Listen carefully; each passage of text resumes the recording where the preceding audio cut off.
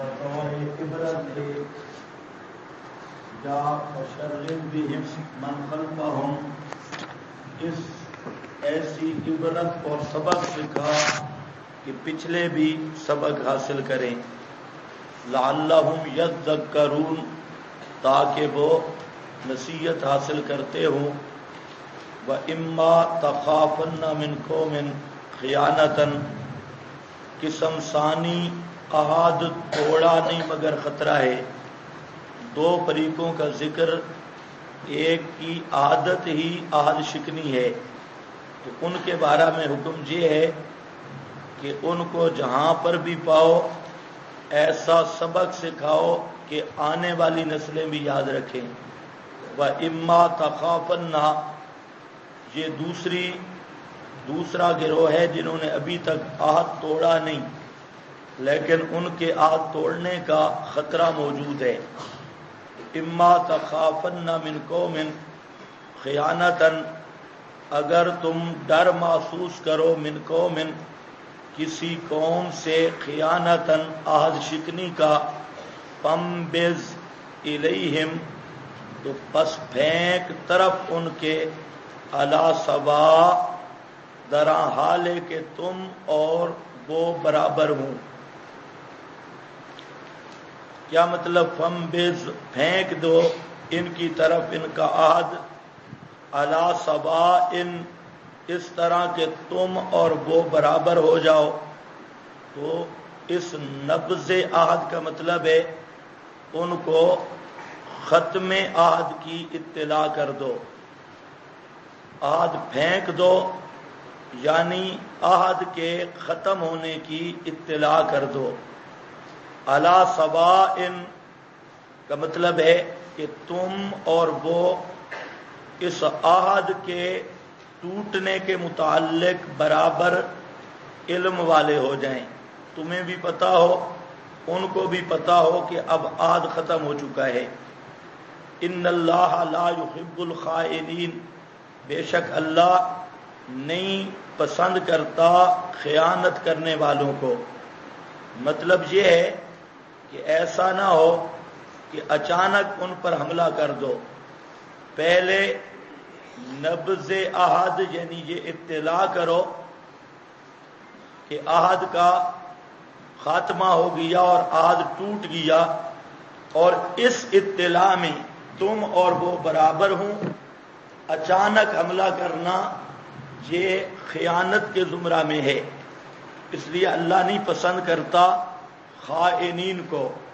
حضرت معاویہ رضی اللہ تعالی عنہ، ان کا رومیوں کے ساتھ عہد تھا، لیکن رومیوں کے ساتھ عہد ختم ہوا، حضرت معاویہ نے ان کو اطلاع نہ دی اور اپنی فوجیں سرحد کے قریب جمع کرنا شروع کی۔ جب فوجیں سرحد کے قریب جمع ہوئیں تو پیچھے سے ایک حضرت عمر ابن ابسہ صحابی تھا، اس نے آواز دی الوفا الوفا۔ تو حضرت امیر معاویہ رضی اللہ تعالیٰ عنہ نے پوچھا کیا مطلب؟ کہتے ہیں آپ نے قرآن میں نہیں پڑھا فَانبِذْ اِلَيْهِمْ عَلَى سَوَاءٍ؟ قرآن کہتا ہے کہ اگر عہد ختم ہو تو فریق مخالف کو اطلاع کرنا ضروری ہے، اگر اطلاع نہیں کرو گے تو یہ خیانت ہوگی، وفا نہیں ہوگی۔ وہ جتنی فوجیں وہاں پہنچ چکی تھی، حضرت معاویہ رضی اللہ تعالیٰ عنہ نے وہاں اعلان کیا کہ واپس جاؤ، ساری فوجیں واپس آ گئیں، اور اس کے بعد ان کو اطلاع دی جس عہد کے ختم ہونے کی، اور بعد میں پھر نئے سرے سے اطلاع کے بعد چڑھائی کی۔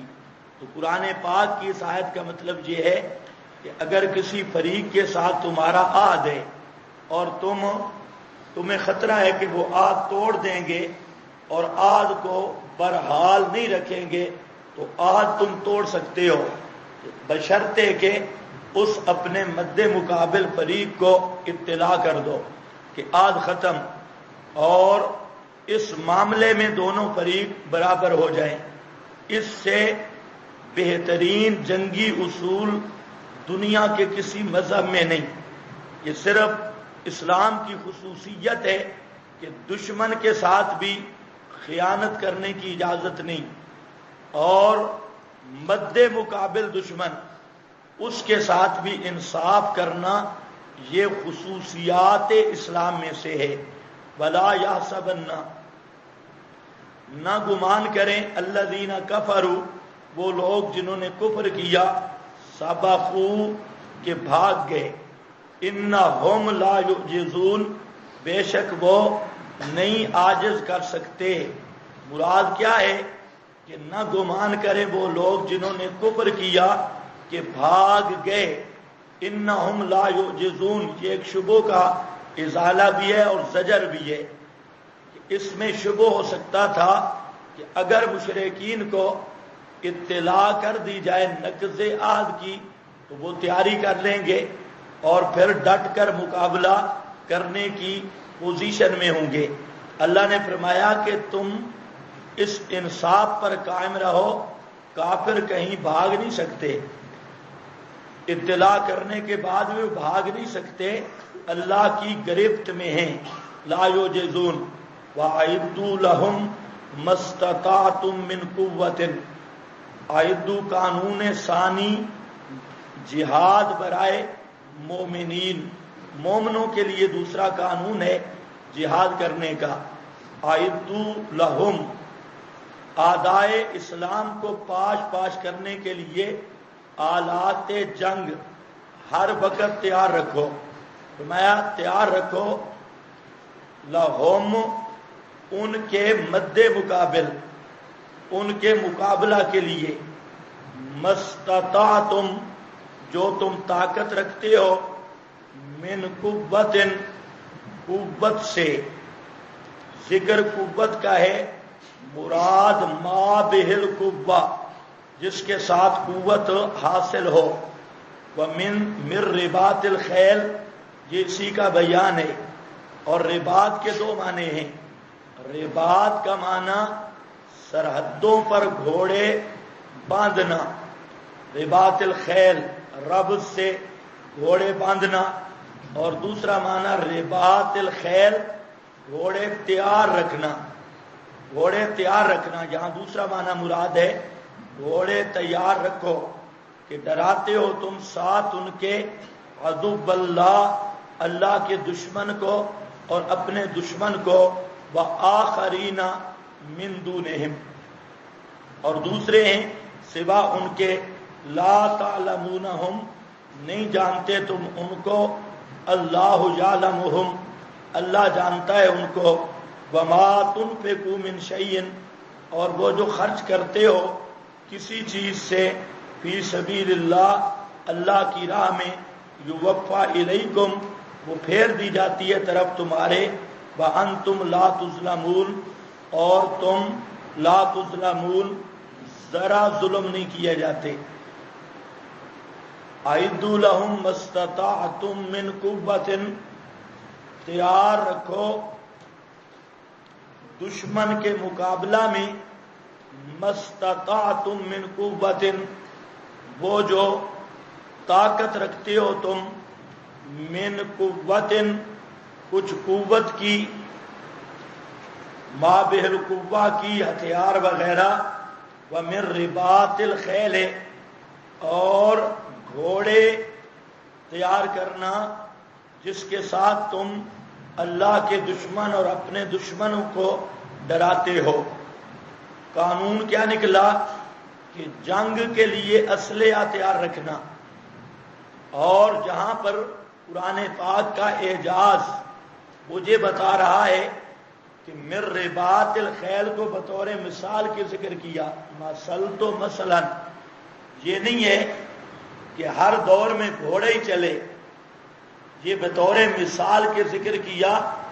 اس زمانے کا گھوڑا سب سے بہترین جنگی سامان تھا، اور آج کے زمانے کا یہ ایٹم، یہ بھی رباط الخیل کے اندر داخل ہے، کیونکہ اصل لفظ ہے من قوت، قوت جس کے ساتھ دشمن کا مقابلہ ہو سکے، ٹینک اور اسی طرح طیارے، ڈرون ہوں یا کوئی بھی ہوں، تو اس آیت کے اندر یہ سارا نظام آ گیا۔ جتنا بھی جنگی اسلحہ ہے، چاہے وہ جہازوں کی شکل ہو، ایٹم بم کی شکل میں ہو، یا ٹینکروں کی شکل میں ہو، یا یہ بندوقوں اور کلاشنوں کی شکل میں ہو، یا اور کوئی بارودی جیکٹوں کی شکل میں ہو، یہ سارے کا سارا من قوت کے اندر ہے۔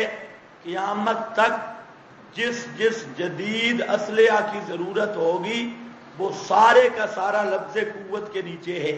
اور مراد یہ ہے کہ اسلامی حکومت پر فرض ہے مسلمانوں پہ کہ دشمن کے مقابلے کے لیے اسلحہ کا تیار رکھنا، اور اس کے ساتھ ایک تو ہے ترہبون بھی، ڈرانا بھی ہے، اور اس سے کام بھی چلانا ہے۔ اگر مقابلہ ہو، جنگ ہو، اس اسلحہ کو استعمال ہی کرنا ہے۔ اب دو چیزیں ہیں، ایک تو یہ ہے کہ آدمی چاہیے اسلحہ چلانے والے، دوسرا اسلحہ چاہیے۔ اب جیسے پاکستان کی حکومت کے پاس ایٹم موجود ہے اور اسلحہ موجود ہے، لیکن ان کے پاس چلانے والا آدمی کوئی نہیں، اسلحہ استعمال کوئی نہیں کر سکتا۔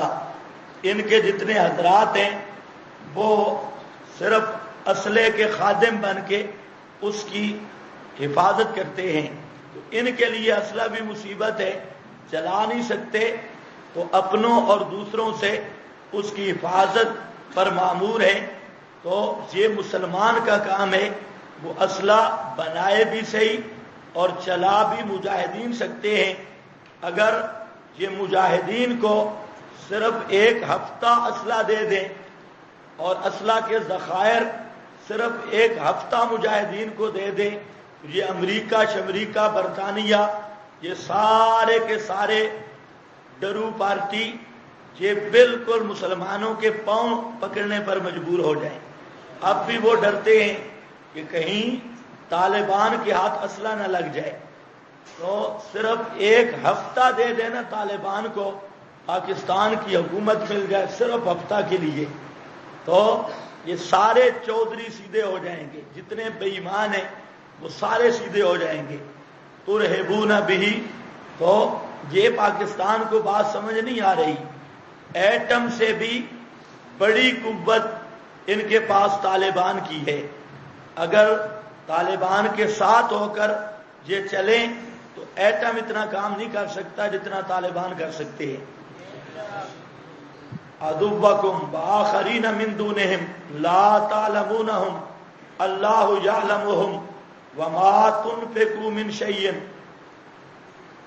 وما تنفقوا، اور جو خرچ کرتے ہو کوئی چیز اللہ کی راہ میں پھیری جاتی ہے، الیکم طرف تمہارے، وانتم لا تظلمون، اور تم ظلم نہیں کیے جاؤ گے، آخرت میں کوئی ظلم نہیں ہوگا۔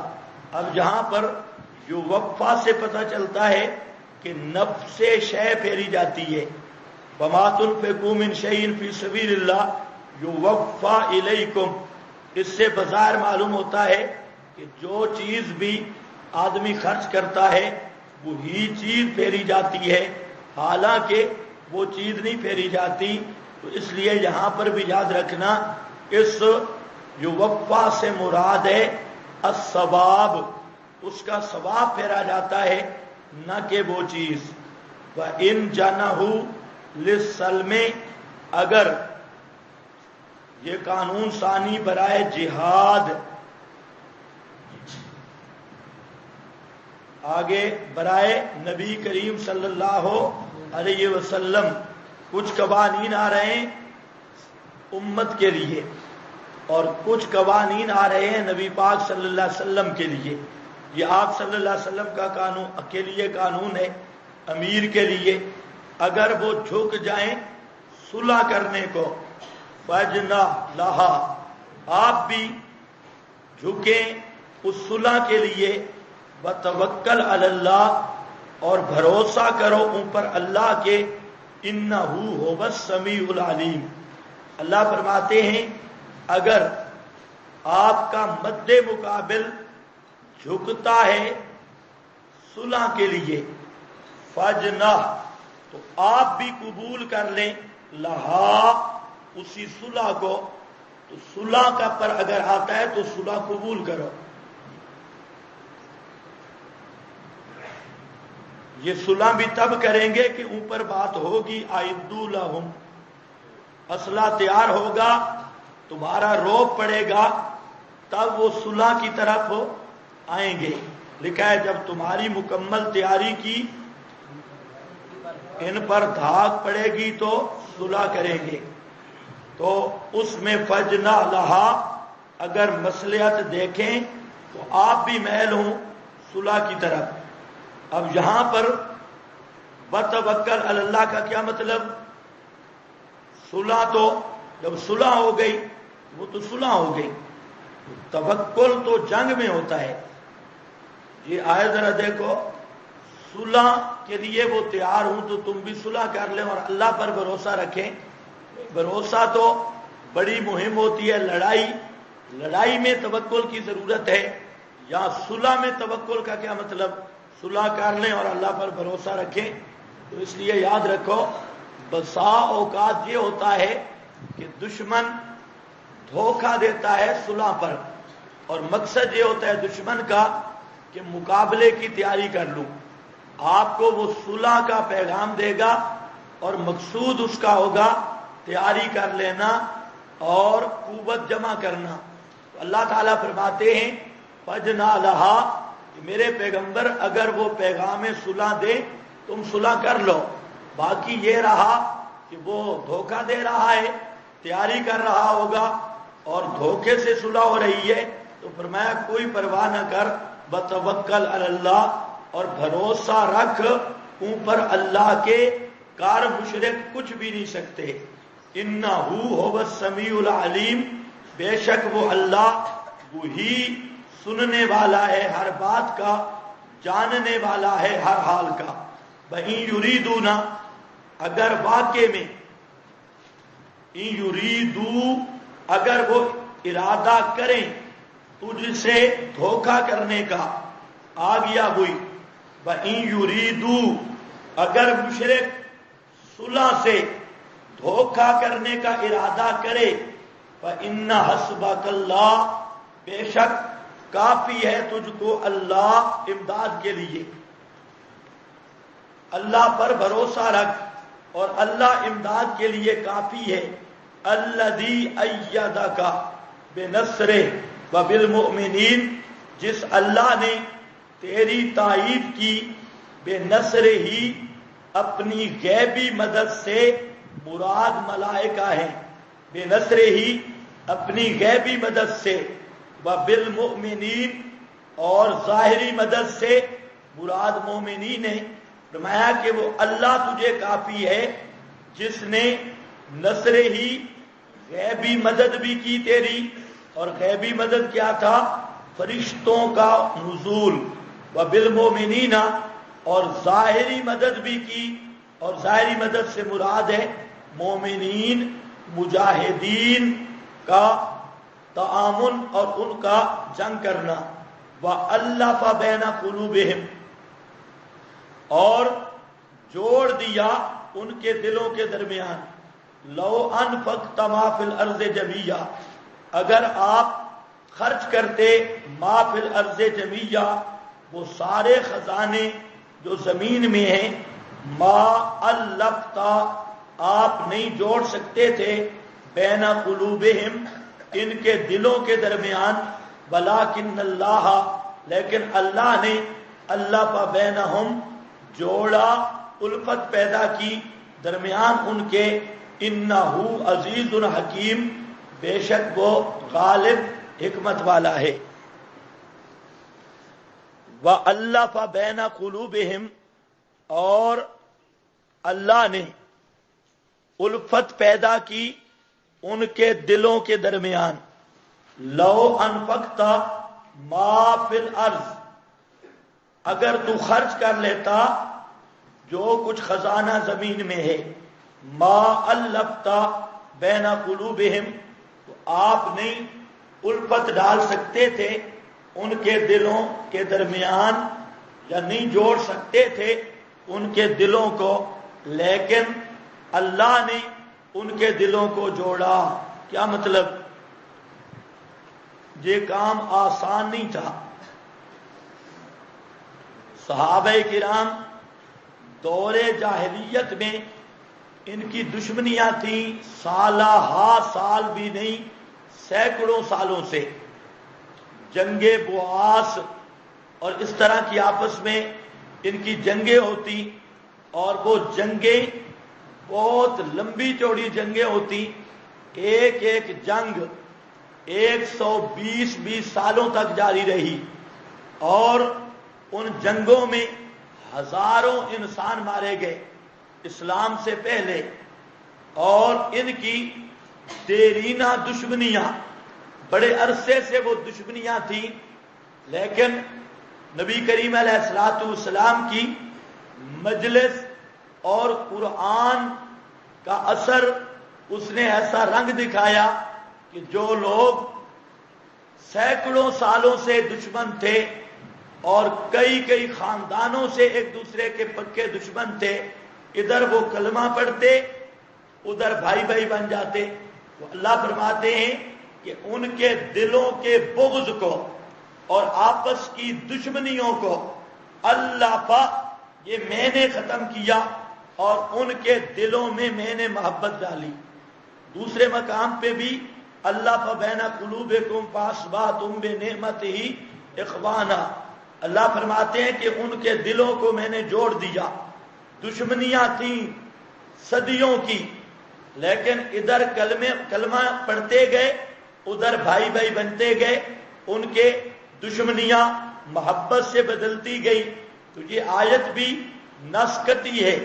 اس سے ایک مسئلہ تجھے معلوم ہوا کہ سب صحابہ کے دل جڑے ہیں، اللہ فبین قلوبہم، اور یہ دل جوڑنے والا اللہ ہے اور خبر دینے والا بھی اللہ ہے۔ اب اگر کوئی یہ بات ثابت کرتا ہے کسی روایت میں کہ صحابہ کا آپس میں بغض تھا یا صحابہ کا آپس میں حسد تھا، تو ایک تو وہ بات چاہے دنیا کی کسی کتاب میں بھی ہو تو فَاضْرِبُوهُ عَلَى الْجِدَارِ، اس کو صرف دیوار پر ہی نہیں، جہنم کی دیوار پر پھینک دو۔ کوئی روایت ہو اور اس میں صحابہ کی آپس میں دشمنی ثابت ہو، بغض ثابت ہو، تو وہ قرآن کریم کے اس اصول سے بالکل صریح مناقض ہے۔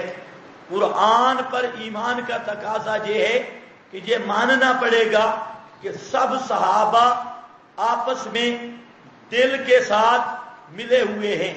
اللہ نے فرمایا الف بین قلوبہم، اللہ نے خود جوڑا ہے ان کے دلوں کو، اور اس کے مقابل دنیا کی کوئی تاریخ ہو اور اس میں صحابہ کا آپس کا بغض ظاہر ہوتا ہو، ایسی روایت کو مسلمان نہیں مان سکتا، مودودی مانتا رہے کوئی مسئلہ نہیں، جس کا قرآن پہ ایمان ہے وہ نہیں مان سکتا، کیونکہ قرآن کے مقابلہ میں احوا اور ظن کی پیروی ہے، اور ان الظن لا یغنی من الحق شیئا۔ تو اس لیے جہاں وہ تاریخ ابن اسیر ہو اور تاریخیں چھوڑیں، بخاری، مسلم، ابو داؤد، ترمذی، ابن ماجہ، نسائی، حدیث کی کسی کتاب میں بھی ایسی روایت آ جائے جو صحابہ کا بغض ثابت کرے، تو سمجھ لو وہ نبی پاک علیہ السلام کا فرمان نہیں، وہ کسی راوی کی کارستانی اور راوی کی کارروائی ہے۔ اور دوسرا مطلب یہ بھی پتہ چل گیا الف بین قلوبہم لو انفقت ما فی الارض جمیعا، کہ نبی پاک صلی اللہ علیہ وسلم صحابہ کے دلوں کو نہیں جوڑ سکتے تھے۔ اللہ فرماتے ہیں اگر جو کوئی تیرے پاس ہے یا جو کوئی زمین میں ہے سارا بھی تو خرچ کرتا، ان کے دل جوڑ نہیں سکتے تھے. معلوم ہوتا ہے کہ دلوں پر قبضہ یہ صرف اللہ کا ہے، نبی پاک علیہ السلام کا بھی دلوں پر قبضہ نہیں. تو مختار کل ہونا یہ اللہ کی شان ہے. تیسرا مسئلہ یہ بھی سمجھ آ گیا کہ یہ جو تعویذی پارٹی ہے، تعویذ لکھنے والے، ہم تعویذ دیں گے اور فلانی یا فلانا وہ تیرے پیچھے بھیڑ بن کے چلا آئے گا، بھیڑ کی طرح آئے گا. اس طرح حب اور محبت کا تعویذ دیں گے، معلوم ہوتا ہے بالکل چٹے بے ایمان. ایسا کوئی تعویذ ہوتا دل جوڑنے والا تو یہ نہ فرمایا جاتا لو انفقت ما فی الارض جميعا، اگر تو ساری زمین کے خزانے بھی جمع کرتا تو ما الفت بین قلوبہم، ان کے دلوں کو جوڑ نہیں سکتا تھا. یہ میں نے اپنی رحمت سے ان کے دلوں کو جوڑا. ولکن اللہ الف بینہم، لیکن اللہ نے ان کے درمیان الفت پیدا کی. انہ عزیز، بے شک وہ اللہ عزیز غالب ہے، حکیم حکمت والا ہے. یا ایھا النبی، قانون ثالث جہاد برائے نبی کریم صلی اللہ علیہ وسلم. یا ایھا النبی، اے نبی، حسبک اللہ، کافی ہے تجھ کو اللہ، ومن، اور ان کو بھی، اتبعک من المؤمنین، جنہوں نے پیروی کی تیری یعنی مومنوں سے. آیت کا ترجمہ سمجھو. یا ایھا النبی، اے بلند شان والے، حسبک اللہ، کافی ہے تجھ کو اللہ، ومن، اور ان کو بھی، کافی ہے تجھ کو اللہ اور ان کو بھی، اتبعک، جنہوں نے تیری پیروی کی ایمان والوں سے. کیا مطلب؟ تجھے بھی اللہ کافی، مومنوں کو بھی اللہ کافی. تجھے بھی اللہ کافی، ایمان والوں کو بھی اللہ کافی. ترجمہ یہی کرنا ہے. اس ترجمے کی صورت میں من کا عطف یہ کاف ضمیر پر پڑ رہا ہے. کس پر؟ کاف ضمیر پر. اور ایک دوسرا ترجمہ ہے وہ اس من کا عطف لفظ جلالہ پر کر کے لفظ اللہ پر، من کا ترجمہ، من کا عطف کرو لفظ اللہ پر، تو معنی کیا ہوگا؟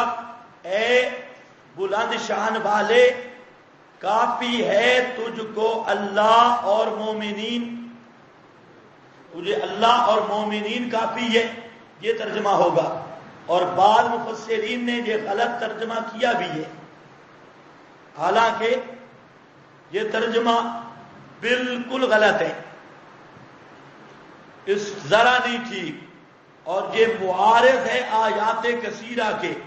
ایک تو ابھی آپ نے پیچھے پڑھا ان حسبک اللہ، وہاں پر او بزرگو الذی ایدک بنصرہ وبالمؤمنین ابھی پڑھا ہے. اور اس طرح قل حسبی اللہ، قل حسبی اللہ الیس اللہ بکاف عبدا. تو بہت ساری آیات اس مضمون پر ہیں کہ اللہ امداد کے لیے کافی ہے. اور اگر یہ من کا عطف ڈالیں لفظ اللہ پر تو مانا ہوگا اللہ کافی نہیں، اللہ اور مومن مل کر کافی ہے. اللہ بھی اللہ اور مومن دونوں اکٹھے ہوں پھر کافی ہے. تجھے اللہ بھی کافی اور مومن بھی کافی. تو یہ بالکل الٹا ترجمہ ہے اور یہ ترجمہ بالکل ٹھیک نہیں. اس لیے ذہن میں رکھ لو، یہاں پر کیا عرض کر رہا ہوں کہ من کا عطف کس پہ ڈالنا ہے؟ کاف ضمیر پہ. اور معنی کیا ہے کہ کافی ہے تجھ کو اللہ اور ان کو بھی جو تیرے متبع ہیں یعنی مومن، ان کو بھی کافی ہے. اب ذرا حاشیہ دیکھو، اوپر حاشیہ. ہاں بھائی یہ حسب کا میں کاف ضمیر پر معطوف ہے یا بقول امام زجاج یہ مفعول معہو ہے یا مبتدا ہے اور اس کی خبر محذوف ہے اور اصل عبارت ہے من اتبعک من المؤمنین کذالک. یہ زجاج نے کہا اے حسبہم اللہ، حاصل یہ ہے کہ آپ کو اور ایمان والوں کو تمام مہمات کو اللہ تعالی کافی ہے. روح المعانی باہر مدارک کبیر لفظ اللہ پر اس کو معطوف ماننا غلط ہے، کیونکہ کفایت کرنے والا تو صرف اللہ تعالی ہی ہے اور کوئی نہیں. عام مفسرین اچھا یہ بات سمجھ گئے یا نہیں؟ اس پر بہترین بات کی ہے امام ابن القیم نے زاد المعاد کے اندر اس آیت پر زبردست بات اور مفسرین نے کیا لیکن مختصر. روح المعانی والے نے بھی کی، مختصر بات کی، ابن کثیر نے بھی کی، اور اسی طرح سارے مفسرین نے کچھ نہ کچھ بات کی.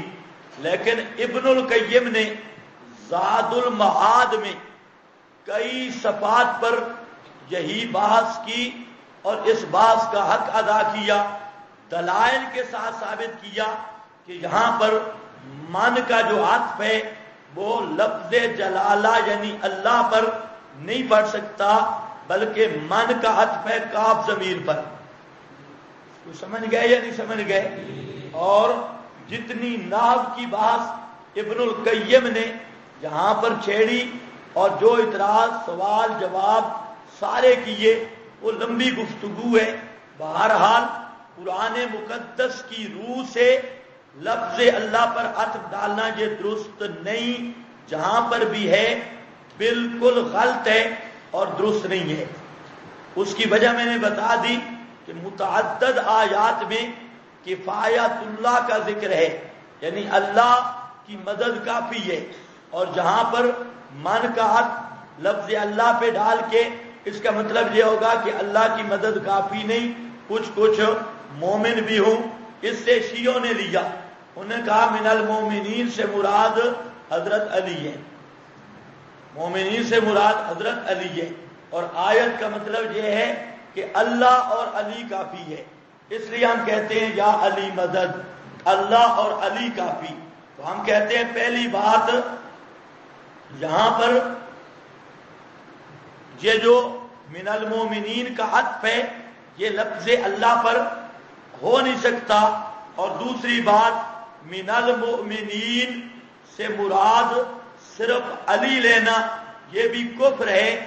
کیوں کہ یہ بھی بالکل صریح تحریف ہے قرآن پاک کی. اوپر بھی آ گیا الذی ایدک بنصرہ وبالمؤمنین، اور اسی طرح اس سے مراد تمام صحابہ ہے، اور مطلب یہ ہے آپ کو بھی اللہ کافی اور تمام صحابہ. من اتبع کا عام ہے یا خاص ہے؟ تو من عام ہے یا نہیں ہے؟ من اتبع کا، تو من اتبع کا کہ کس لفظ کا معنی ہے کہ اس سے مراد علی ہے؟ تو یہ بھی تعریف قرآن.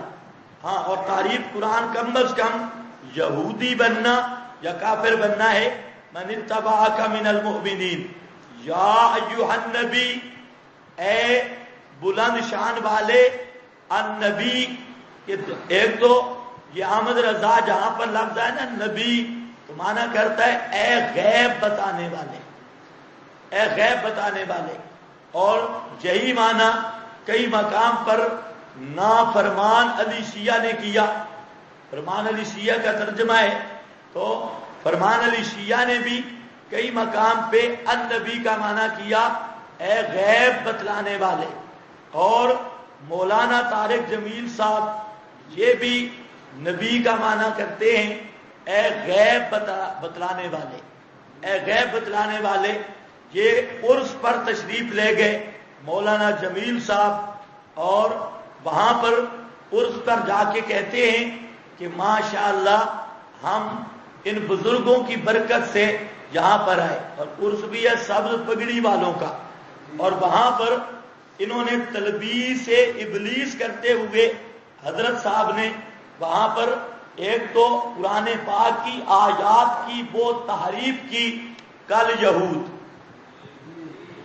بلکہ یہودی بھی شرمائے، اس نے وہاں پر سورۃ الکہف کی آخری آیتیں پڑھی، اور سورۃ الکہف کی آخری آیتیں کہ اللہ تعالیٰ کے کلمات وہ ختم نہیں ہوتے، اس پر گفتگو کر کے کہتے ہیں کہ کلمات الہی سے مراد نبی پاک کی شانیں ہیں، آپ صلی اللہ علیہ وسلم کی شان ہے۔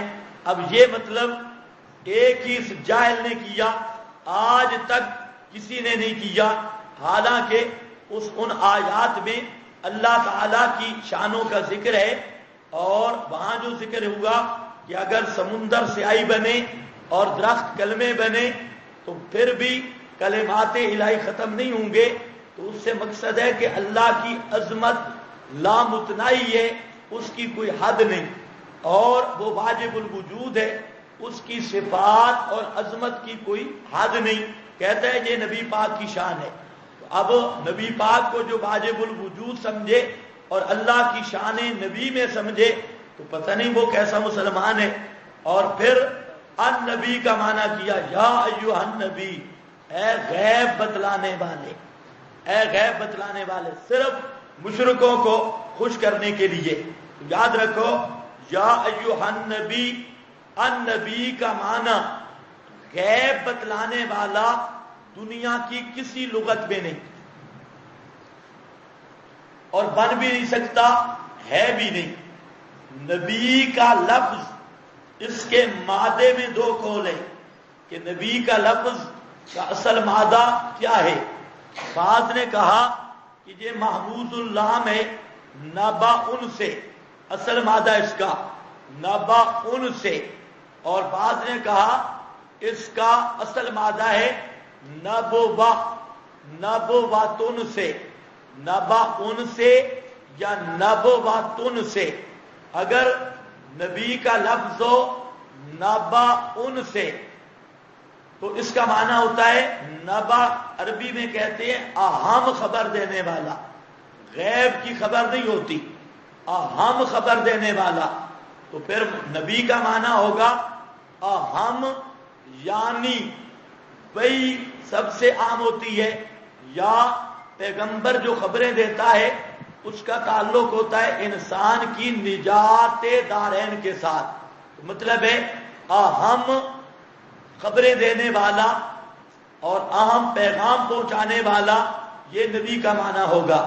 اور اگر یہ دوسرا لفظ نبوت ان سے ماخوذ ہو تو نبوا کا معنی ہوتا ہے ٹیلا، اونچی جگہ کو کہتے ہیں عربی میں نبوتن، اونچی جگہ، ٹیلا۔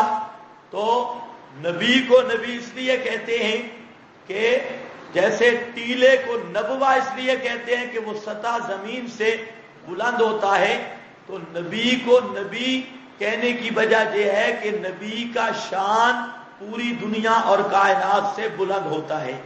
اس رفعت کی وجہ سے معنی کیا ہوگا نبی کا؟ بلند شان والا۔ نبی کا معنی کیا ہوگا؟ بلند شان والا۔ نبی کا معنی غیب بتلانے والا، یہ نبی کا معنی نہیں ہے، یہ کاہن کا معنی ہے۔ عربی میں غیب کی خبریں بتانے والے، وہ جو دعویٰ کرتے ہیں اور بتانے کا دعویٰ کر کے پتریوں والے، یہ ہتھیلی دیکھ کے بتانے والے، یا روڈ پر بیٹھے ہوتے ہیں، جب بھی کوئی گزرتا ہے تو وہ کہتے ہیں ذرا تلی دکھا اور ہاتھ دکھا، ہتھیلی دیکھ کر نیچے دیکھ کر کہتے ہیں تیری قسمت کا ستارہ گردش میں ہے۔ یہ بھی سوچتا ہے اور نہیں دیکھتا کہ یہ خنزیر پورا دن اس کا وجود ہی گردش میں ہے۔ یہ تو اپنے تارے کو سوچ رہا ہے کہ میری قسمت کا ستارہ گردش میں، اور وہ جو خنزیر بیٹھا ہے سارا دن ہی گردش میں بیٹھا ہے۔ ناک میں بھی مٹی، منہ میں بھی، اور لوگوں کی قسمتیں ٹھیک کر رہا ہے. اور یہ بھی نہیں سوچتا جو سارا دن روڈ پہ بیٹھا ہے بے ایمان، تو وہ تیری قسمتیں ٹھیک کرے گا اور ستارے بتلائے گا. تو اس کو بولتے ہیں کاہن یا عراف، غیب کی خبریں بتانے والا. تو نبی کا معنی غیب کی خبریں بتانے والا کرنا، یہ نبوت کی سب سے بڑی توہین ہے. اور نبی کو کاہن اور جادوگر اور عراف کے معنی میں لینا ہے تو یاد رکھو، پہلے تو بریلوی اڑے ہوئے تھے، اب پیر کرم شاہ نے، ضیاء القرآن ان کی تفسیر ہے، تو پیر کرم نے اس تفسیر میں اس بات کو تسلیم کر لیا. وہ کہتا ہے کہ باقی یہ بات ہے کہ نبی کا معنی ہے بلند شان والا. یہ جو دیوبندی معنی کرتے ہیں یہ ٹھیک کرتے ہیں، بلند شان والا، کیونکہ وہ سمجھ گیا، سمجھدار آدمی تھا، اور کچھ نہ کچھ پیر کرم شاہ کو عربی بھی آتی تھی، ورنہ بریلویوں کے اکثر مولوی ان کو عربی چھوڑو اردو بھی سیدھا نہیں آتا، عربی شربی بھی کوئی نہیں. یہ پڑھے ہوئے صرف بریلوی مذہب میں حکیم الاسلام اور شیخ الاسلام والمسلمین، ابو البرکات، ابو الحسنات، یہ ڈگریاں ہیں، اور ان ڈگریوں کے لیے صرف 40واں کل اور 11ویں ختم شریف، ہیلا اسکات، اس کا صحیح طریقہ آتا ہو، اور مردوں تک ایصال حلوہ بھی کر سکتا ہو، ارواح کا ایصال کر سکتا ہو، فاتحہ شاتحہ صحیح پڑھ سکتا ہو، وہ بریلویوں کا مجدد وقت ہے جو مردوں تک صحیح سپلائی کر سکے. تو بریلوی مذہب میں علم کی ضرورت نہیں، بلکہ بریلوی کہا کرتے ہیں جو زیادہ پڑھ جائے وہ وہابی بن جاتا ہے. اس لیے ساتھ یہ بھی کہتے ہیں کہ شیطان بہت پڑھا ہوا تھا اور شیطان کا بڑا علم تھا. یاد رکھو، بہت پڑھا ہوا نہیں تھا، بریلویوں کی طرح جاہل تھا. کہتے ہیں کہ شیطان یہ فرشتوں کا استاد تھا، فرشتوں کا نہیں، احمد رضا خان کا استاد ہے، فرشتوں کا استاد تھا. بریلوی مولویوں کا استاد اور شیخ الشیخ وہ شیطان ہے. ہاں اچھا بھائی دیکھو، یا ایھا النبی کیا مانا کرو گے؟ غیب بتلانے والے. ہاں، یا ایھا النبی، اے بلند شان والے، حسبک اللہ، حسبک اللہ، کافی ہے تجھ کو، اللہ ومن اتبعک، اور ان کو بھی جو متبع ہیں تیرے، من المؤمنین، ایمان والوں سے. یا ایھا النبی، اے بلند شان والے، اے نبی، حرض المؤمنین علی القتال، فوجی بھرتی جاری رکھو، قانون رابع برائے نبی کریم علیہ السلام، فوجی بھرتی جاری رہے تاکہ فوجی قوت میں کمی نہ آئے، مجاہدین کی بھرتی جاری رہے. حرض المؤمنین علی القتال، ابھار میرے پیغمبر المؤمنین، ایمان والوں کو. معلوم ہوتا ہے بے ایمان کو ساتھ نہیں لینا. حرض المؤمنین علی، ابھار ایمان والوں کو لڑائی پر. تو جہاد کاری ایمان والا سکتا ہے، مشرک جہاد نہیں کر سکتا. اس لیے یا ایھا النبی، اے نبی، حرض المؤمنین علی القتال، ابھار میرے پیغمبر ایمان والوں کو، علی القتال، لڑنے پر ترغیب دے، ابھار ان کو، تیاری کروا. اس حرض میں ٹریننگ بھی ہے، حرض میں ترغیب بھی ہے، اس حرض میں دعوت بھی ہے. لوگوں کو جہاد کی دعوت دو، جہاد کے فضائل بیان کرو، جہاد کے لیے ٹریننگ دو، اور جہاد کی اہمیت بیان کرو.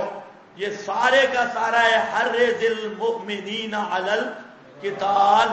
یہ کس کو حکم ہے؟ نبی پاک صلی اللہ علیہ وسلم کو. اب ذرا ان ملوانوں سے پوچھو نبی پاک صلی اللہ علیہ وسلم یہ کام کر رہے ہیں یا نہیں؟ یا ایھا النبی حرِّض. اب آپ یہ کام کر رہے ہیں یا نہیں؟ شک ہے. کہیں آپ مجاہدین کو ٹریننگ دیتے ہوں یا کہیں آپ دعوت دیتے ہوں، کہیں فضائل بیان کرتے ہوں اور مومنوں کو جہاد پر ابھارتے ہوں. کیوں؟ اللہ نے فرمایا یا ایھا النبی حرِّض المؤمنین. قرآن تو کہتے ہیں ابھارو ان کو. اب نبی پاک صلی اللہ علیہ وسلم کیوں نہیں کرتے، کیوں نہیں ابھارتے؟ سمجھ رہے ہو کہ نہیں؟ ہاں، کیوں نہیں کرتے؟ بولو نا، سب کیوں نہیں کرتے؟ اچھا، ان سوپڑیوں سے بھی پوچھو اب کیوں نہیں کرتے؟ ہمارے نزدیک اب کر نہیں سکتے. موت آ گئی اور موت کے بعد کر نہیں سکتے. اور للڑ پارٹی کے نزدیک کر سکتے ہیں لیکن کرتے نہیں. تو بزرگوں پڑھتے ہیں کہ نہیں؟ بلو انہم اذ ظلموا جاؤوک. پڑھتے ہیں کہ نہیں پڑھتے؟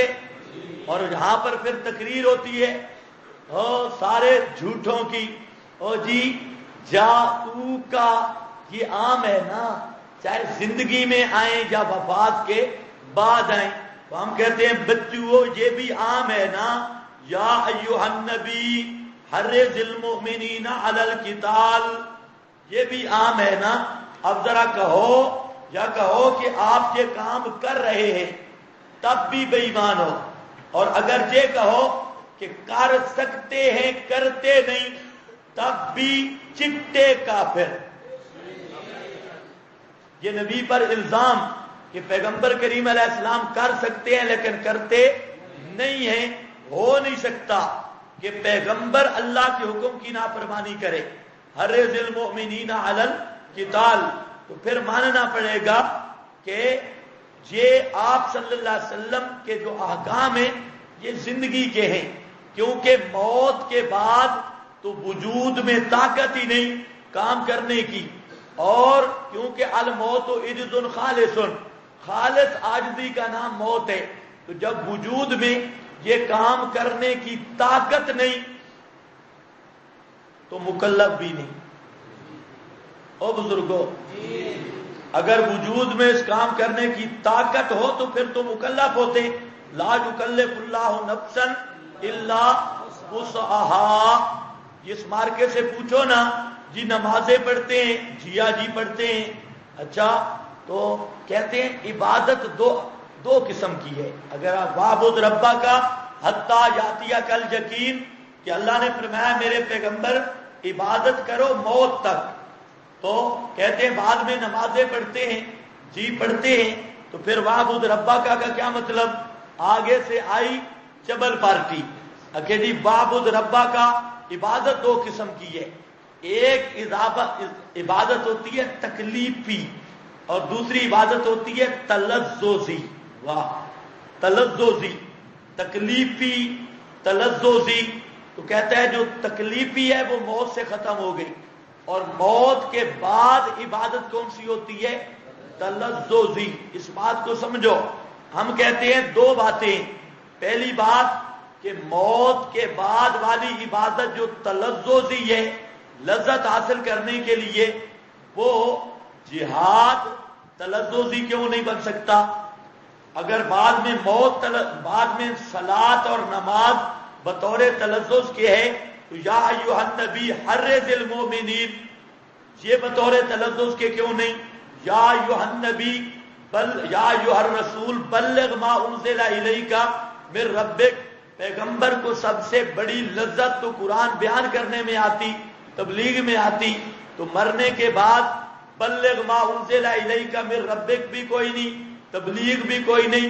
اور حرِّض المؤمنین علل قتال بھی کوئی نہیں، اور فقاتل فی سبیل اللہ، میرے پیغمبر آپ اللہ کی راہ میں لڑیں، اس پر بھی یہ بھی تلذذی جہاد بھی کوئی نہیں، اور نبی پاک صلی اللہ علیہ وسلم علیکم بما انزل اللہ، امت کے فیصلہ بھی کوئی نہیں، حالانکہ قرآن نے کہا فیصلہ کرو، قرآن نے کہا فذکر بالقرآن، میرے پیغمبر قرآن سے تذکیر کرو، لوگوں کو مسئلہ سمجھاؤ۔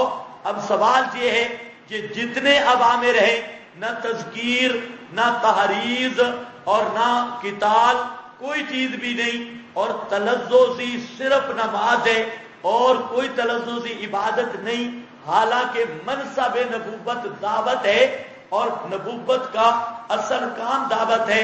اگر بطور تلذذ کے موت کے بعد بھی اس وجود کی عبادت ہوتی تو پیغمبر موت کے بعد بطور تلذذ کے دعوت قرآن اور تبلیغ قرآن ضرور کرتے۔ وہ کچھ سمجھ آئی ہے کہ نہیں آئی؟ اچھا، باقی کوئی عبادت نہیں، تلذذی، نہ جہاد ہے نہ اور کوئی، اور ہے صرف نماز، صرف نماز۔ اب ذرا خیال کرو، اب اس سے پوچھو کہ تلذذی اور تکلیفی، اس کی تقسیم پر تھوڑا غور کر۔ یہ جو گدھے ہیں نا، لفظ دیکھتے ہیں اور معنی نہیں سمجھتے۔ تکلیفی عبادت نہیں، تکلیفی عبادت کب ختم ہوتی ہے؟ جب وجود میں طاقت نہ ہو۔ تکلیف کا کیا مطلب ہوتا ہے؟ لا یکلف اللہ نفسا الا وسعها، جب تک طاقت رہے تو جو عبادت کرے گا اس عبادت کو کیا کہیں گے؟ تکلیفی۔ اس عبادت کو کیا کریں گے؟ اگرچہ فرض نہ بھی ہو۔ مثلا ایک آدمی روزہ رکھتا ہے حالت سفر میں، آپ نے پڑھا ہے مسئلہ کہ حالت سفر میں روزہ فرض نہیں، حالت سفر میں روزہ فرض اگر نہ رکھے اسے رخصت ہے، لیکن یہ روزہ رکھ لیتا ہے اور اسے اختیار بھی ہے رکھے یا نہ رکھے۔ یا اسی طرح بیمار آدمی، جب وہ مسئلے آپ پڑھتے ہیں، میں ایک شک کو لے رہا ہوں حالت سفر میں، تو اب حالت سفر میں روزہ رکھے گا، روزہ اس پر فرض بھی نہیں ہوگا، لیکن اس روزہ کو کون سی عبادت کہیں گے؟ عبادت تلذذی یا تکلیفی؟ یہ عبادت کون سی ہوگی؟ تکلیفی، اگرچہ اس پہ لازم بھی نہیں وہ حالت سفر میں روزہ رکھنا، لیکن ہے پھر بھی کیا؟ تکلیفی۔ کیوں تکلیفی کا مطلب ہی یہ ہے کہ آدمی میں قدرت ہو افعال پر، اور آدمی وہ عبادت کر سکتا ہو، لا یکلف اللہ ہو، اس پر نسکتی ہے۔ اب اگر نمازیں پڑھتے ہیں تو پھر وہ نماز عبادت تکلیفی ہوگی، اگر پڑھنے کی طاقت ہے پھر وہ عبادت تکلیفی ہوگی، وہ عبادت تلذذی نہیں۔ اور اگر پڑھ نہیں سکتے تو پھر ٹھیک ہے، لا یکلف اللہ نفسا الا وسعها۔ وہ بات سمجھ بھی رہے ہو کہ نہیں؟ موت کے بعد اگر نماز کی طاقت ہو تو یہ کیا ہوگی؟ پھر عبادت تکلیفی بنتی ہے، عبادت تلذذی نہیں بنتی۔ اور اگر طاقت نہ ہو جیسے ہم کہتے ہیں تو پھر تو مسئلہ ہی صاف ہے۔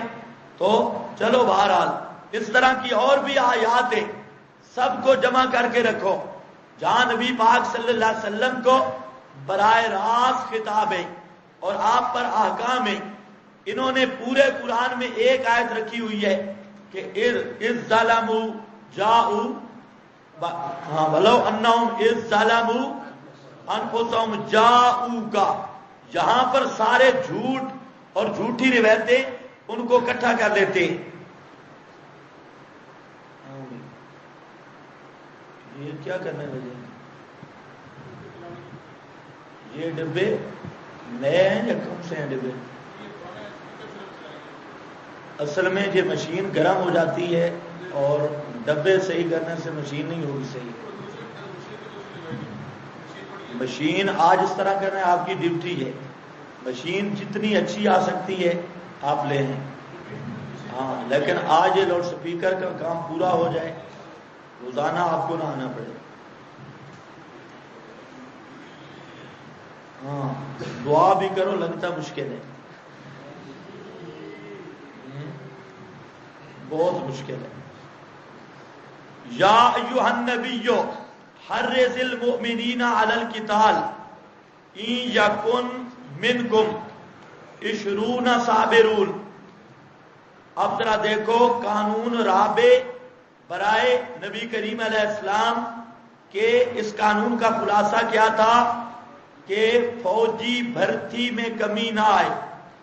مجاہدین کو اور فوج کو مضبوط کرو. ان یکم منکم اگر ہوں تم میں سے 20 صابرون 20 صبر کرنے والے مستقل مزاج یغلبو غالب آئیں گے 200 پر. کرو حساب، غالب آئیں گے 200 پر. 20 آدمی ہوں تو کتنے کا مقابلہ کریں گے؟ 200. یعنی ایک آدمی کتنے کا مقابلہ کرے گا؟ 10. واہ. ایک آدمی، اللہ فرماتے ہیں ایک مواحد ہو اور 10 مشرک ہوں تو مواحد مشرکوں سے پیٹھ نہیں پھیر سکتا. اگر پھیرے گا تو جہنم میں جائے گا. کیوں؟ آگے مشرک ہیں، ڈنڈیوں سے ڈرنے والا، قبروں کے اچھاڑوں سے ڈرنے والا بے ایمان، اور ادھر مواحد ہیں. تو یہ تو بلی کے ساتھ مقابلہ ہے. ایک انسان اور 10 بلیوں سے مقابلہ کر لے گا یا نہیں؟ تو مشرک تو گیدڑ اور بلیوں سے بھی بزدل ہے. اس لیے فرمایا وہاں 200 مد مقابل، اور تم کتنے ہو؟ 20. لیکن ہو صابرون، ڈٹنے والے، ڈٹ کے رہنے والے، یعنی مولوی نہ ہوں. صابرون ڈٹنے والے ہوں، یعنی حلوے خور ملا نہ ہوں. صابرون یغلبو غالب آئیں گے 200 پر. وَإِن یَکُم مِّنکُم 100 اگر ہو تم میں سے 100 یغلبو الفا غالب آئیں گے 1000 پر. من الذین کفروا ان سے جنہوں نے کفر کیا. کیوں؟ بے انہم قوم لا یفقہون، اس لیے کہ وہ ایسی قوم ہے لا یفقہون غیر مقلد ہیں. لا یفقہون سمجھتے نہیں بات کو. فقہ والی قوم نہیں. فقہ کا معنی کیا ہوتا ہے؟ سمجھ. فقہ کا معنی کیا ہوتا ہے؟ سمجھ. لا یفقہون کا مطلب ہے کہ وہ قوم فقہ والی نہیں، سمجھ والی قوم نہیں. اور جس قوم میں فقہ نہ ہو، جس قوم میں فقہ نہ ہو وہ قوم گیدڑوں کی مانند ہے. اس لیے اگر آپ میں ایک مواحد بھی بیٹھا ہو نا، اور سارے غیر مقلدین کو سامنے بٹھا دو اور غیر مقلد کو کہو کہ یہ نماز فاتحہ کے بغیر نماز نہیں ہوتی 10 پترا قرآن سے یا حدیث سے، ایک بچہ بیٹھ جائے اور ان کو کہے سارے کرتے ہو ثابت کرو، تو اب سارے کے سارے قوم لا یفقہون کبھی بھی جواب نہیں دے سکتے. یہی حال ہے مشرکوں کا. ایک بچہ ان کے سامنے آ جائے تو وہ چبل قوم ہے، مشرک سمجھتے ہی نہیں، اور نہ ان میں توحید کی سمجھ، نہ جہاد کے قانون کی سمجھ، کوئی چیز بھی نہیں. تو اللہ نے فرمایا کہ جس کے پاس فقہ نہیں نا، تو فقہ والے اس پر غالب ہیں. فقہ کا معنی کیا ہے؟ سمجھ. فقہ کا معنی کیا کر رہا ہوں؟ ہے ہی معنی سمجھ. لا یفقہون الآن خفف اللہ عنکم. اب سمجھو، الآن اب تخفیف کر دی اللہ نے تم سے. وعلم اور اللہ جانتا ہے ان فیکم ضعفا بے شک تم میں سستی آ گئی. فإن یکم منکم اگر ہوں تم میں سے 100 صابرۃ ڈٹنے والے غالب آئیں گے 200 پر. وَإِن یکم منکم اور اگر ہوں تم میں سے 1000 یغلبہ الفین، غالب آئیں گے 2000 پر باذن اللہ، اللہ کی مدد سے، واللہ مع الصابرین، اور اللہ ہے صبر کرنے والوں کے ساتھ۔ اب سمجھو بات، اس پر الآن خفف اللہ عنکم سے کیا مراد ہے؟ پہلے اللہ تعالیٰ نے فرمایا کہ تم میں سے ایک آدمی ہو اور مخالفین کے 10 ہوں تو ایک 10 سے مقابلہ کر سکتا ہے، اور اب فرمایا کہ اب حکم میں تخفیف ہو گئی، اب ایک ادھر ہو تو وہ 2 کا مقابلہ کر سکتا ہے، اگر 100 ہو تو 200 کے مقابلہ کرو، 1000 ہو تو 2000 کا مقابلہ کر سکتے ہو۔ اب اس سے کیا مراد ہے؟ عام مفسرین حضرات وہ یہ کہتے ہیں کہ یہ آیت پہلے والی 20 صابرون والی الآن خفف اللہ سے منسوخ ہے۔ الآن یہ ناسخ ہے، پہلے حکم یہی تھا کہ ایک لڑے گا 10 کے مقابلہ میں، لیکن بعد میں یہ حکم منسوخ ہو گیا، اب جو باقی حکم ہے وہ ایک لڑے گا 2 کے مقابلہ میں۔ وہ سمجھ رہے ہو کہ نہیں سمجھ رہے؟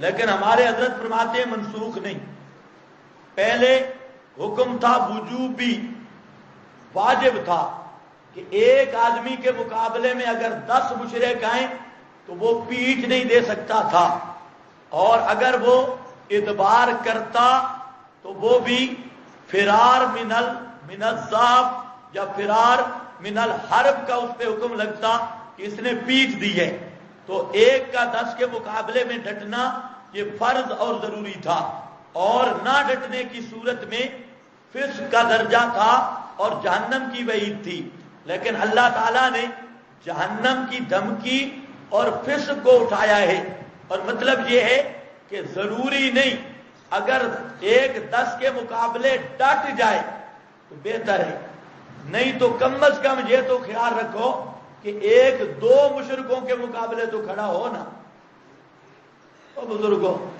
10 کے مقابلے بھی کھڑا ہو تو ٹھیک ہے، لیکن کم از کم 1 مشرک 2 مشرکوں کے مقابلہ میں تو 1 موبائل لڑے۔ یہ بات سمجھ گئے یا نہیں سمجھ گئے؟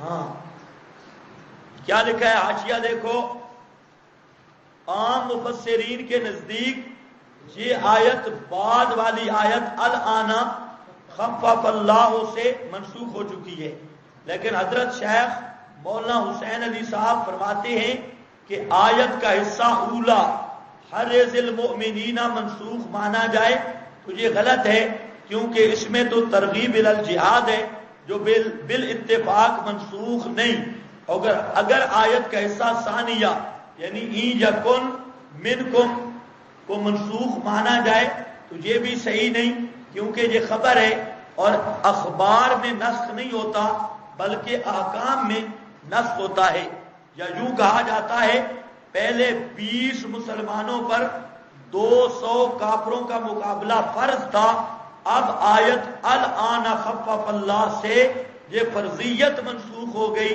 لیکن حکم ابھی بھی باقی ہے، اسی طرح حضرت ابن عباس سے بھی منقول ہے۔ یہ بات سمجھ گئے یا نہیں سمجھ گئے؟ ہاں بولو، ذرا اونچا بولو۔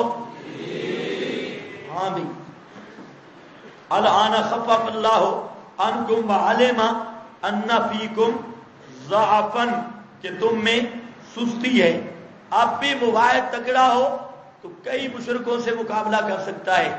ہمارے استاد ہیں حضرت مولانا قاری چند محمد صاحب، وہ حمید ایک حضروں کا علاقہ ہے، اس میں امام تھے، مشرکین نے منصوبہ بنایا، حالانکہ استاد جی کا وجود بھی بالکل پتلا سا ہے، وہ اتنا بھاری نہیں، تو مشرکین سبز پگڑی والے مشرکوں نے یہ منصوبہ بنایا کہ اس مولوی کو مارنا چاہیے، وہاں پر مولوی ہے بریلویوں کا، اس نے ان کو باہرا کہ یہ قاری چند صاحب آئے اس کو مارو۔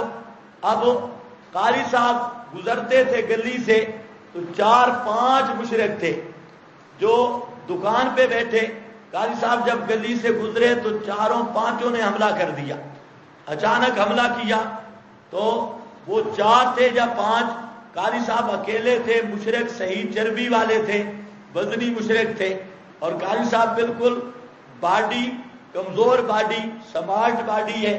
تو قاری صاحب پر جب ایک سامنے آیا تو قاری صاحب نے اس کو رکھ کر دی جہاں، اب وہ تو بے ہوش ہو کر گرا، باقیوں کو اس جو نیچے گرا تھا باقیوں کو اس کے اوپر گرا کے قاری صاحب اوپر چڑھ کے سب کو مارنے لگ گئے.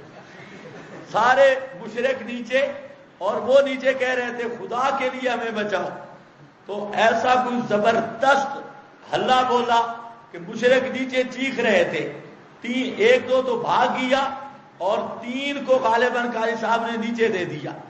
ایک بڑا مشرک نیچے، 2 اوپر قاری صاحب بیٹھ گئے اور خوب پٹائی کی. تو معلوم ہوتا ہے کہ ایک مواحد بھی ہو تو کئی مشرکوں کے ساتھ مقابلہ کر سکتا ہے، اور اگر مولانا عبد الرحمان ہوں تو یہ تو کئی ملکوں کے ساتھ بھی مقابلہ کر سکتے ہیں، بشرطے کہ ایمان ساتھ دے.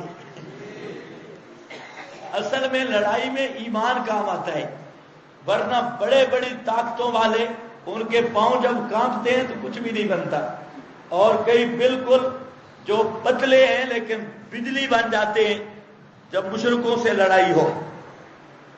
ہاں بھائی، الآن خفف اللہ، اور یہ تو عام ضابطہ بیان کیا، ورنہ صحابہ کرام کی تاریخ میں ایسے واقعات بھی ہیں کہ جنگ قادسیہ میں 60 مجاہدین نے 60,000 کا مقابلہ کیا. مجاہد کتنے تھے؟ 60، اور مد مقابل فوج تھی 60,000. آپ اندازہ کریں، اور صرف مقابلہ ہی نہیں کیا، 60,000 کے لشکر کو شکست بھی دی. ادھر 60 مواحد اور وہ 60,000 رومی اور 60,000 عیسائی اور مشرک، ان پر 60 آدمی قابو ہوئے. اور حضرت ابو دجانہ یہ اکیلے 40,000 فوج کا مقابلہ کیا انہوں نے.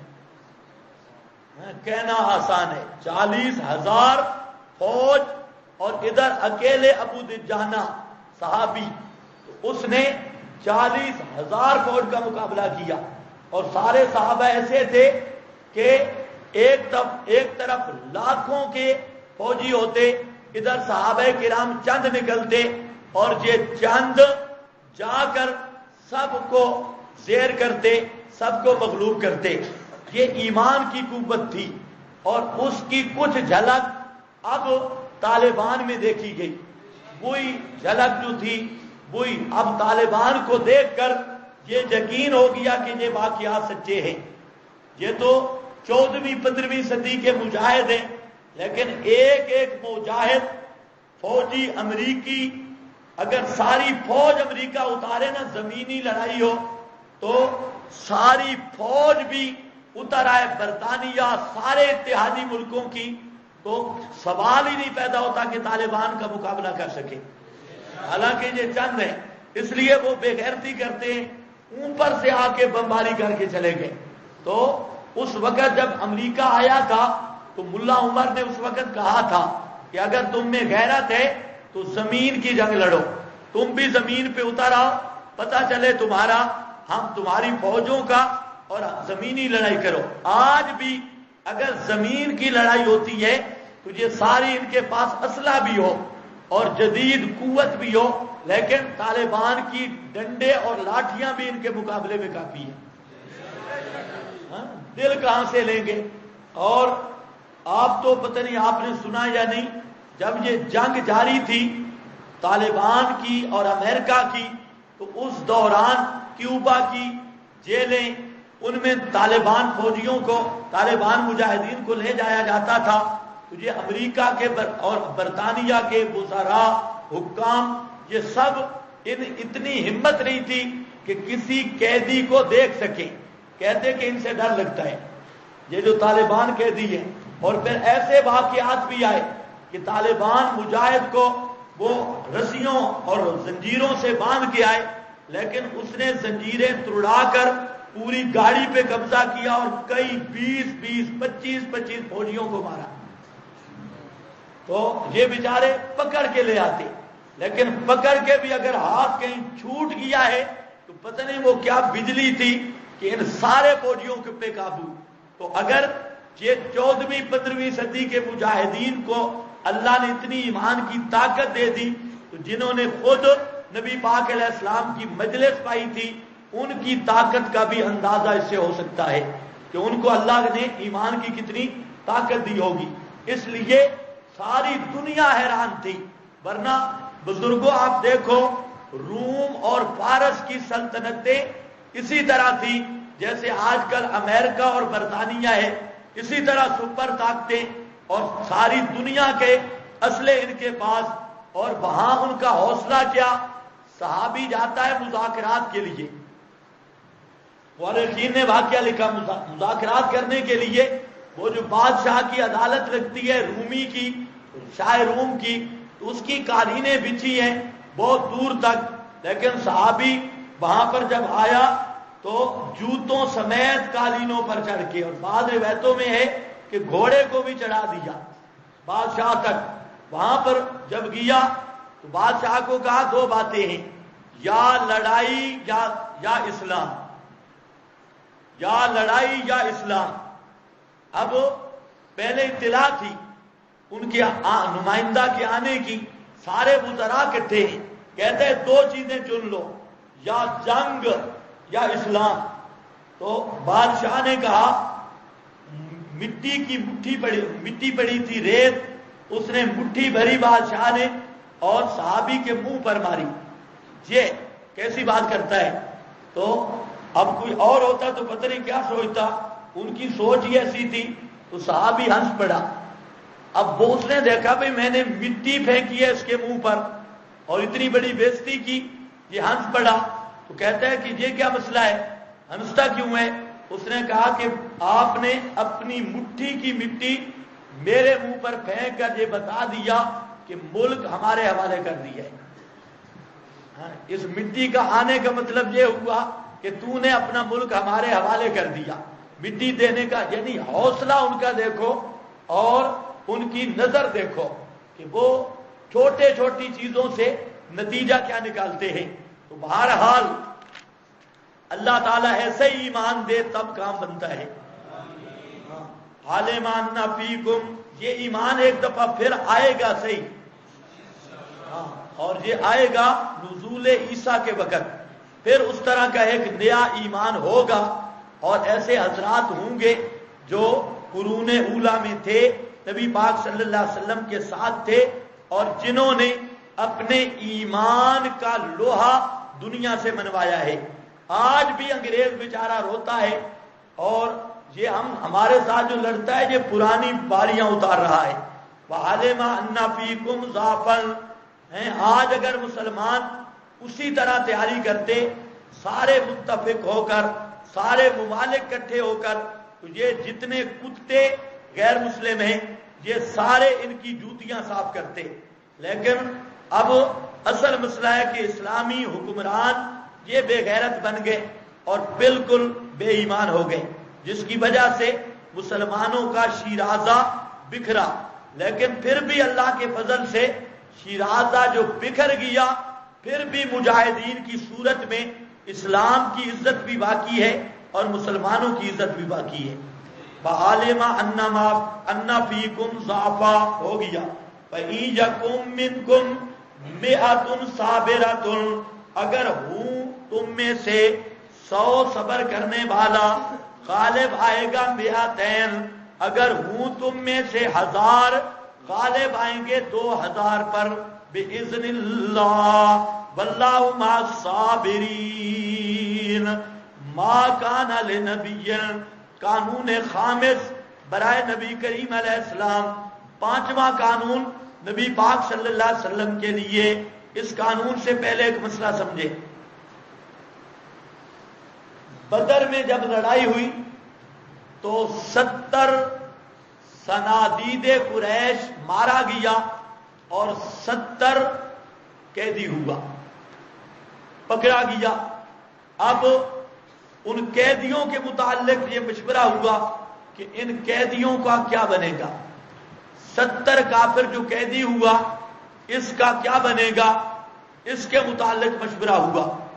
تو صحابہ کرام نے اپنی اپنی رائے پیش کی، مختلف مشورے سامنے آئے، جن میں 2 مشورے اہم تھے۔ ایک مشورہ تھا حضرت فاروق اعظم رضی اللہ تعالی عنہ کا، اور ایک مشورہ تھا حضرت ابو بکر صدیق رضی اللہ تعالی عنہ کا۔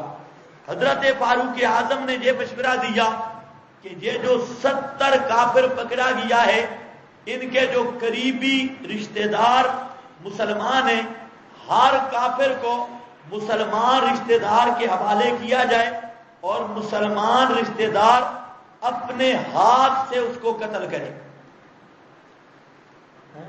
یہ فیصلہ فاروقی تھا، اپنے ہاتھ سے اس کو قتل کرے۔ کیوں؟ تاکہ کفر کی کمر بھی ٹوٹ جائے، کافروں کا زور ختم ہو، اور اسلام کی محبت بھی ذرا پکی ہو جائے۔ جب آدمی اپنے باپ کو قتل کر رہا ہوگا، اپنے بیٹے کو ہاتھ سے قتل کر رہا ہوگا، تو ایمان بھی ذرا مضبوط ہوگا، اور اسلام کا مد مقابل کفر کا غلبہ بھی ختم ہوگا، یہ مارے جائیں گے۔ یہ رائے دی حضرت فاروق اعظم رضی اللہ تعالی عنہ نے، اور یہ رائے باقی بڑی وزنی تھی، اور باقی اس میں بھی فاروق کی رائے تھی، اور اظہار فرقان بھی تھا۔ پتہ تو تب چلے کہ کافر رشتہ داروں کو مواحد قتل کرے اپنے ہاتھ سے، تو اب پتہ چلے گا۔ حضرت سعد ابن معاذ، انہوں نے بھی حضرت فاروق اعظم رضی اللہ تعالیٰ عنہ کے مشورے کی تائید کی۔ حضرت صدیق اکبر نے صدیقی فیصلہ کیا، رائے دی۔ انہوں نے کہا جی اس طرح کرو، ان کو چھوڑ دو 70 کافروں کو، اور چھوڑو فدیہ لے کر۔ اس کے 2 فائدے ہوں گے۔ ہو سکتا ہے کہ ان میں بعد کے اندر کچھ مسلمان ہو جائیں، بعد میں مسلمان ہو جائیں، اور فی الحال اسلام کو مالی قوت بھی ملے گی، فدیہ شدیہ مل جائے گا، تو مالی اعتبار سے قوت مل جائے گی، اور بعد میں ہو سکتا ہے یہ مسلمان ہو جائیں اور ان کی قسمت میں ہدایت ہو، اس لیے ان کو فی الحال چھوڑ دینا چاہیے۔ اور تیسری بات یہ بھی ہے کہ یہ شہرت بھی نہ ہو کہ مسلمان قیدیوں کو قتل کرتے ہیں اور قیدیوں کے ساتھ سخت رویہ رکھتے ہیں، یہ شہرت بھی نہ ہو۔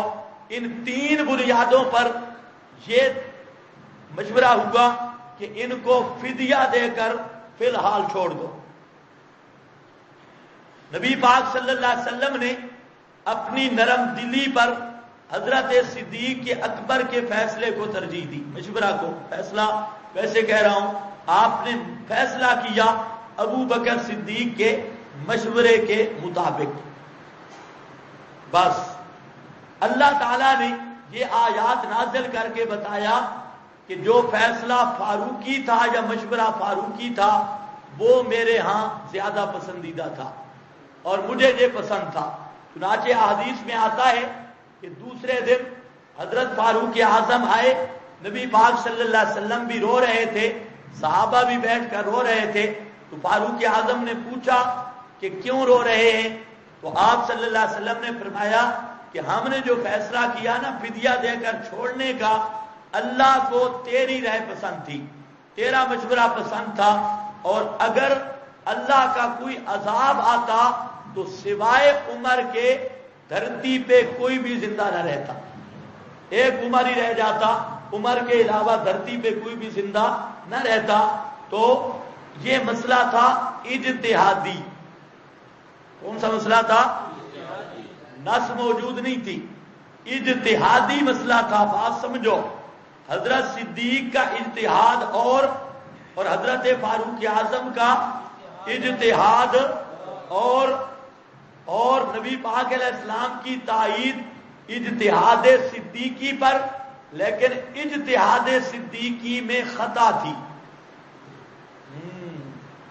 اجتہاد صدیقی میں کیا تھی؟ اس سے یہ پتہ چلا کہ ایک تو اجتہاد جائز ہے، پیغمبر کی مجلس میں اجتہاد ہوا، اور دوسرا یہ بھی جائز ہے کہ ایک مجتہد وہ اجتہاد میں خطا کر جائے. کلو مجتہد یصیبو والی بات کوئی نہیں، مصیبن والی بات کوئی نہیں، بلکہ مسئلہ ہے کہ المجتہد یخطی و یصیب، مجتہد خطا بھی کرتا ہے اور مجتہد یہ ثواب بھی درستگی بھی ہو سکتی ہے. اور دوسرا مسئلہ یہ پتا چلا کہ پیغمبر اور امتی کے اجتہاد میں فرق ہوتا ہے.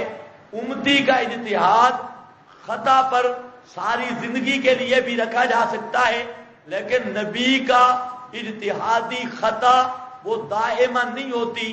پیغمبر سے اگر اجتہادی خطا ہو جائے تو اس کو درست کر دیا جاتا ہے اور خطا کو باقی نہیں رکھا جاتا.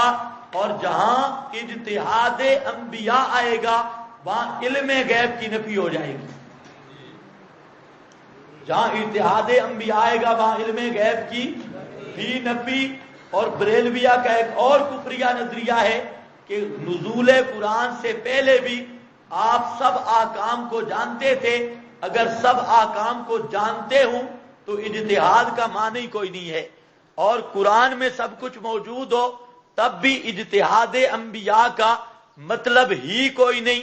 یہ دونوں کفریہ نظریے، علم غیب والا بھی اور احکام کا علم قبل النزول، یہ دونوں نظریے یہ بھی یہاں سے پتہ چلا بالکل باطل ہیں.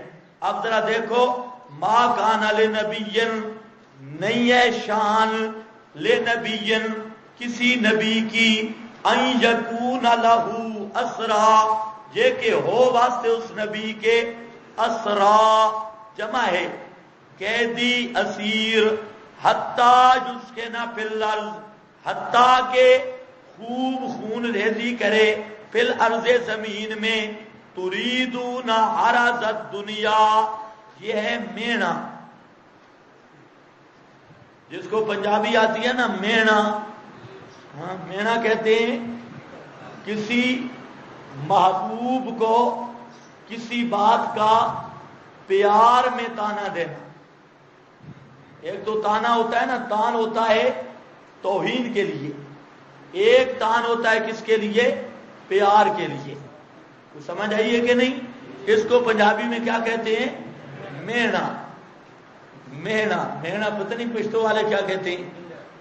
ہاں بلکہ پشتو والے پتہ نہیں محبت کرتے بھی ہیں یا نہیں. ہاں بھائی ڈنڈا سروس ہی ہے. ہاں بھائی ہاں، تو پشتو والے کیا بولتے ہیں؟ پتہ نہیں آپ کس کو کیا کہتے ہیں، اللہ جانے. ہاں محبت کرنے کو نہیں، محبوب کو محبت میں تان دینا. تو مجھے مارنا چاہتا ہے، تو یہ چاہتا ہے، محبوب کو جب کہا جائے تو یہ چاہتا ہے کہ میں پورا ملک چھوڑ جاؤں، یا تو مجھے مارنا چاہتا ہے. لیکن یہ تان بطور اعتراض کے نہ ہو، یہ تان ہو بطور محبت کے. ہاں تو اس کو پتہ نہیں کیا کہتے ہیں پشتو میں. ایک بولو جو صاف ہے وہ بولو. ہاں چلاسی بابا کیا؟ چلاسی بابا تو حیران ہو گیا بھائی ایسا پشتوں میں ہوتا بھی ہے یا نہیں. اس کو سمجھاؤ. ہاں ہیلا،